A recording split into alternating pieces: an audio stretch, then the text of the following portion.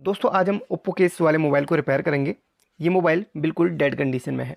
But customer जब हमारे पास लेके आया तब बोला कि यार कस्टमर ने ये इसकी डिस्प्ले टूटी हुई है तो डिस्प्ले ही चेंज करनी है। तो मैं आपको इसकी हालत दिखाता हूँ डिस्प्ले की। ये देखिए कितनी बुरी तरीके से डैमेज हुई है और ये पटका गया कस्टमर के द्वारा। जब पटका गया है तो डिस्प्ले तो चलिए कोई बात नहीं चेंज हो जा रही, लेकिन जो मेन प्रॉब्लम इसमें आ रही है, जब मैंने चेक करा तो यहाँ पर ये मोबाइल स्विच ऑन ही नहीं हो रहा है। जब मोबाइल स्विच ऑन ही नहीं हो रहा है तो फॉल्ट इसमें कहीं ना कहीं होगा ही। तो जो फॉल्ट है उसका ही सॉल्यूशन आज यहाँ पर करेंगे। अब यहाँ पर जब मैं शॉप में इसको लेके गया, यानी कि जहाँ से हम टच डिस्प्ले वगैरह ख़रीदते हैं, फ़ोल्डर ख़रीदते हैं, तो वहाँ पर जब फ़ोल्डर हमने लगाया तो चेक करा तो यार मोबाइल ही ऑन नहीं हुआ। तो उसने बोला भाई पहले मोबाइल आप ऑन करके लाइए, उसके बाद हम आपको चेक करके देंगे, क्योंकि जहाँ से हम खरीदते हम टच और डिस्प्ले हमें चेक करके ही मिलती है। तो यहाँ पर क्या है ना, फिर मैंने ख़रीदा नहीं, मैंने कहा चलिए पहले मोबाइल रिपेयर करके लेके आता हूँ, उसके बाद हम फ़ोल्डर को लेंगे। तो यहाँ पर जो डेड कंडीशन में यहाँ पर बनी हुई है तो वही आज हम रिपेयर करने वाले हैं। अगर आपके साथ भी ये हो जाता है, यानी कि पटकने के बाद मोबाइल बिल्कुल डेड पड़ जाता है, तो उसको हम कैसे रिपेयर करेंगे। यहाँ पर असल में मेरे पास एक डीसी पावर सप्लाई भी है, उसी के द्वारा हम यहाँ पर चेक करेंगे। इसमें मैंने वोल्टेज सेट करी है, 4 वोल्ट यहाँ पर सेट कर लीजिएगा, 4 वोल्ट यहाँ पर सेट कर लीजिएगा। और जब हम इसको ऑन करेंगे तो एम्पियर यहाँ पर लेने लगता है, पता चल जाता है। ठीक है, तो अब यहाँ पर ये डीसी पावर सप्लाई की प्रोब्स हैं। अब यहाँ पर पावर सप्लाई को हम अटैच कहाँ से करेंगे, तो यहाँ पर बैटरी के कनेक्टर को हम हटा देंगे। बैटरी के कनेक्टर जहाँ से जुड़े वहाँ पर कुछ पॉइंट्स रहते हैं बैटरी के। यहाँ पर देखिए, ये देखिए जो नेगेटिव का होता है वो तो ग्राउंड के साथ अटैच रहता है ये बैटरी का, और पॉजिटिव का रहता है वो यहाँ पर किसी पॉइंट से कनेक्टेड रहता है। तो उस पॉइंट पर मैंने मार्क लगा के रखा हुआ है। तो ये पॉजिटिव का है, वो यहाँ से कनेक्टेड है, इस वाले पॉइंट से, देखिए इस पॉइंट से कनेक्टेड है। और नेगेटिव का हमारा ये देखिए ग्राउंड से कनेक्टेड है। और बाकी इसमें रीडिंग दिखा देता हूँ आपको। जब मोबाइल हमारा डेड पड़ जाता है, वो शॉर्ट तो नहीं है, ये हमें चेक करना ज़रूरी रहता है। तो रेड प्रोब को आप इसके ग्राउंड के साथ अटैच कीजिए और यहाँ पर आप इसके पॉजिटिव के साथ लगाइए। यहाँ पर लगभग 350-400 के आसपास रीडिंग आती है, तो इसका मतलब है कि ठीक है, मोबाइल में कोई दिक्कत नहीं है, कोई शॉर्टिंग वगैरह का इश्यू नहीं है। ठीक है, अब यहाँ पर हम इसमें पावर सप्लाई का कनेक्शन करेंगे। बैटरी को हमने हटा दिया है और एक वायर को हम यहाँ पर सोल्डरिंग कर लेंगे, जहाँ पर मैंने आपको पॉइंट बताया प्लस का, यानी कि बैटरी का जो पॉजिटिव का पॉइंट रहता है यहाँ पर नहीं करना है, ये कनेक्टर ख़राब हो जाएगा, इसलिए इस पॉइंट में आपने करना है। और इस बैटरी का वोल्टेज भी आपको चेक करवा देता हूँ। तो बैटरी का वोल्टेज बिल्कुल सही होना चाहिए, तब जाके मोबाइल का यहाँ पर ऑन हो पाएगा। तो मैंने वोल्टेज भी चेक किया, बैटरी का बिल्कुल सही था, और कुछ देर चार्ज भी किया है मैंने, ताकि यहाँ पर सही दे। तो यहाँ पर 3.7 वोल्ट यहाँ पर है, तो फिर भी मोबाइल हमारा ऑन नहीं हो रहा है। चलिए अब यहाँ पर इसको हम सोल्डरिंग कर लेते हैं। इस पॉइंट पे देखिए, इस पॉइंट पे हमारा सोल्डरिंग हो चुका है। आपको चेक करवा देता हूँ, ये देखा, ये पॉजिटिव के सामने कनेक्शन किया, ये देखिए ये कनेक्ट हो चुका है। तो अब यहाँ पर हम डीसी पावर सप्लाई का पॉजिटिव इस वायर के साथ जोड़ लेंगे और नेगेटिव को हम यहाँ से ग्राउंड से किसी वायर के साथ कनेक्शन करके अटैच कर लेंगे।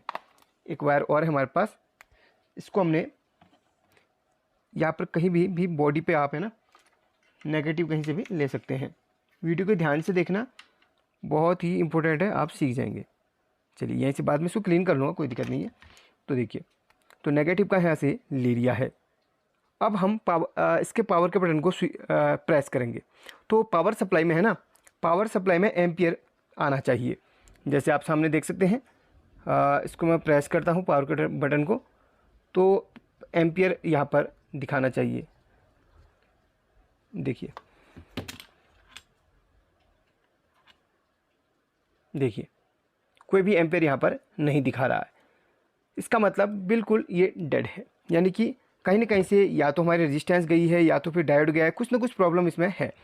आपको एक उदाहरण के लिए ना, एग्जांपल के लिए एक मोबाइल दिखाता हूँ जो बिल्कुल सही हालत में है, कैसे एम्पियर बढ़ता है आपको यहाँ पर पता चल जाएगा। ठीक है, इसको हम पॉजिटिव के साथ रखते हैं। पॉजिटिव हमारा ये है और नेगेटिव हमारा ये है। तो जैसे मैं पावर के बटन को प्रेस करूँगा, आप पावर सप्लाई में देखेंगे कि एम्पियर बढ़ने लगेगा। देखिए नोकिया के मोबाइल में ना BSI का भी रोल रहता है, तो फिर भी एम्पियर आप देखिए बढ़ रहा है, देखिए 2-1 करके यहाँ पर बढ़ रहा है। चलिए थोड़ा सा वोल्टेज मैं बढ़ाने की कोशिश करता हूँ, थोड़ा सा हम 4.3 में रख लेते हैं। चलिए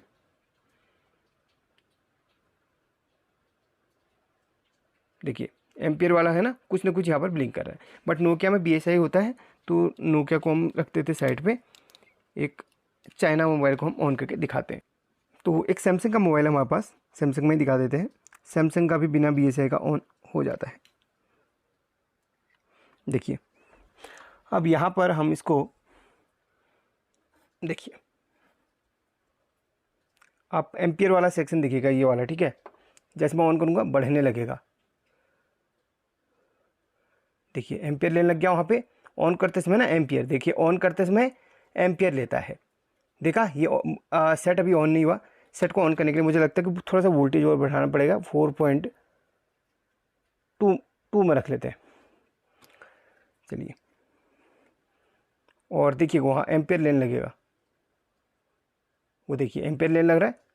तो यहाँ पर सेट अभी भी ऑन नहीं हो रहा है, तो थोड़ा सा वो वोल्टेज और बढ़ाएंगे 4.5। तो उस तरीके से ना मोबाइल ऑन करते समय एम्पियर लेने लगता है इस तरीके से, ठीक है। तो मोबाइल के लिए वोल्टेज कम है तो और बढ़ाने पर कोई दिक्कत नहीं, बट आपको एम्पियर वाला दिखा दिया। तो इस तरीके से ना एम्पियर बढ़ने लगता है, बट इसमें क्या इशू आ रहा है, एम्पियर बढ़ ही नहीं रहा है, ठीक है। अब यहाँ पर हमने इसके मदरबोर्ड को ओपन करना है और यहाँ पर हमने काम करना है। सबसे पहले तो आपने पावर बटन को चेक करना है। दरअसल इसमें पावर बटन बिल्कुल सही है, और यहाँ पर हमने अभी है ना इन दोनों प्लेट्स को खोल के इनके अंदर के कंपोनेंट्स चेक करने हैं। चलिए आपको पहले दिखाई देता हूँ मैं। सबसे पहले इनको हम डिसोल्डरिंग कर लेते हैं। अब यहाँ पर 2 स्क्रू लगे हुए हैं, फटाफट से उन्हें हमने खोलना है। अगर आप स्क्रू ड्राइवर लेना चाहते हैं, इसका लिंक आपको दे दूंगा डिस्क्रिप्शन में, आप ले सकते हैं। काफ़ी लोग डिमांड कर रहे थे, तो उसका लिंक मैं आज दे दूंगा। और यहाँ पर चलिए बैटरी को भी हम उतार लेते हैं।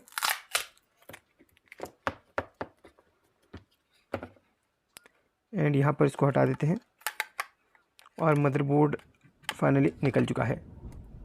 एंटीना का वायर हम हटाते हैं, यानी कि कनेक्टर, ये हमारा मदरबोर्ड निकल के अलग हो चुका है। अब यहाँ पर हम देखिए, सबसे पहले तो हम चलिए पावर के बटन को ही दिखा देते हैं आपको चेक करके। पावर के बटन को चेक करके दिखा देते हैं। अगर आपको नहीं आता है तो इस तरीके से पावर के बटन के दोनों पॉइंट्स में मल्टीमीटर की प्रोब्स रखी है, और आपने इसको बजर के रेंज पर रखना है। उसके बाद आपने पावर बटन प्रेस करना है। जैसे प्रेस करेंगे तो यहाँ पर बजर बजने लगेगा कुछ इस तरीके से, ठीक है। तो पावर का बटन बिल्कुल सही है, जो भी प्रॉब्लम हमारी मदरबोर्ड से ही है। मदरबोर्ड पे हम ये पावर के बटन का पॉइंट्स है, तो इसको और इसको हमने खोलना पड़ेगा। तो चलिए सबसे पहले हम इसी को खोलते हैं, तो इसको हीट करेंगे।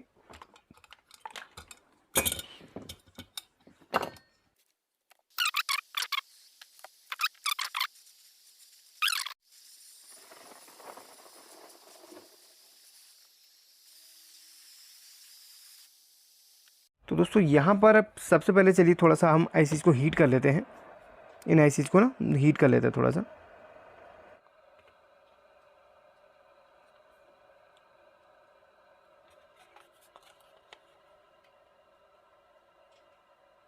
नो, अभी भी वही प्रॉब्लम है, कोई भी एम्पेयर नहीं बढ़ रहा, सेम वही कंडीशन अभी भी मिल रही है। चलिए अब हम इन्हीं प्लेट्स को एक बार खोल के देखेंगे।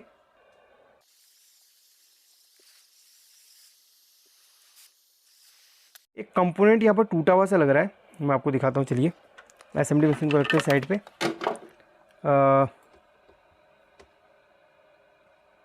ये देखिएगा, ये देखिए ये कंपोनेंट यहाँ से ब्रेक हुआ है,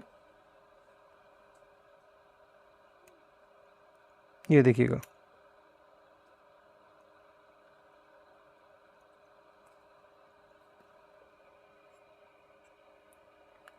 देखिए, देखते हैं दोस्तों, मैंने मदरबोर्ड को यहाँ पर लगा लिया है और इसमें पावर सप्लाई के कनेक्शन कर लिए हैं। और एक चीज़ मैं आपको बता दूँ, यहाँ पर जो कंपोनेंट था ना वो असल में कॉइल थी, मैंने यहाँ पर टेस्ट कर लिया है और अब ये बिल्कुल प्रॉपरली यहाँ पर ना एम्पियर दिखा रहा है। चलिए मैं पावर सप्लाई को थोड़ा यहीं को लेके आके इसी स्क्रीन पे दोनों चीज़ें कवर करवा देता हूँ ताकि दोनों चीज़ें आपको यहाँ पर दिख जाएँ। ये रही हमारी पावर सप्लाई जो कि इसके साथ कनेक्ट है, ठीक है। अब मैं यहाँ पर इसको शॉर्ट करूँगा, कॉइल वाले पॉइंट्स को शॉर्ट करूँगा और पावर बटन को प्रेस करूँगा तो आप देखेंगे यहाँ पर एम्पियर अब ले रहा है, यानी कि प्रॉपरली ऑन हो रहा है। देखिए इसको शॉर्ट किया, अब मैं पावर के बटन को प्रेस करता हूँ, अब देखिए ये देखिए एम्पियर लेने लग गया है ना। तो यही प्रॉब्लम इसमें थी, सिर्फ एक ही कंपोनेंट यहाँ पर टूटा हुआ था तो वो हमें मिल चुका है, बस अब सही है। तो चलिए इसकी जगह पे हम एक कॉइल को लगा लेते हैं। देखिए दूसरे मदरबोर्ड से हम निकालेंगे, इसको हम हटा देते हैं और दूसरी कॉइल को यहाँ पर अटैच करते हैं। चलिए बहुत छोटा सा फोल्ड इसमें हमें मिल गया। पटकने की वजह से कंपोनेंट ही टूटते हैं कहीं से भी ना। अगर आईसी का फोल्ड रहे तो फिर तो आईसी को ही रिवॉल्व करना पड़ता है। चलिए यहाँ पर एक सर्किट हमें मिल चुका है जिसमें कॉइल लगी हुई, ये सर्किट है, इसकी कॉइल को हम निकाल के उसमें लगाएंगे। ये देखिए ये कॉइल को हम उतार के उसमें लगा लेंगे, बस इतना ही हमें काम करना है। चलिए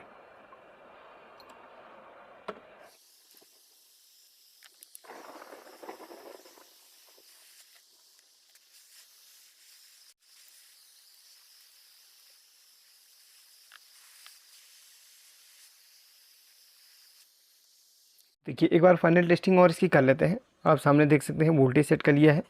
अब मैं जब पावर के बटन को प्रेस करता हूँ तो देखिए ये एम्पियर इसका बढ़ने लगेगा, देखिए ये देखिएगा। तो फाइनली हमारा है ना ये बिल्कुल ऑन हो चुका है। एंड अगर आप कमेंट करेंगे तो मैं इसका डिस्प्ले का भी बना दूंगा, है ना, यानी कि फ़ोल्डर, वैसे कस्टमर ने बोला है फ़ोल्डर डालने के लिए तो फ़ोल्डर तो बता दूंगा। अगर आप बोलेंगे तो वीडियो पब्लिश कर दूंगा कल परसों तक, ठीक है। तो चलिए तो बहुत ही आसान तरीके से यहाँ पर रिपेयर हो चुका है, लेकिन ज़रूरी नहीं कि आपके वाले केस में भी ऐसा ही हो। उसके लिए आपको बहुत ही बारीकी से ना कंपोनेंट्स को देखना होगा। कोई टूटे फूटे कंपोनेंट तो उसको आप फाइंड करके जोड़ लीजिए, नहीं तो आप है ना यहाँ पर टेस्टिंग ज़रूर कीजिएगा। सबसे पहले बैटरी के पॉइंट पे, जैसे आपको स्टार्टिंग में बोला था, शॉर्टिंग टेस्ट है ना, ज़रूर कीजिएगा। चलिए।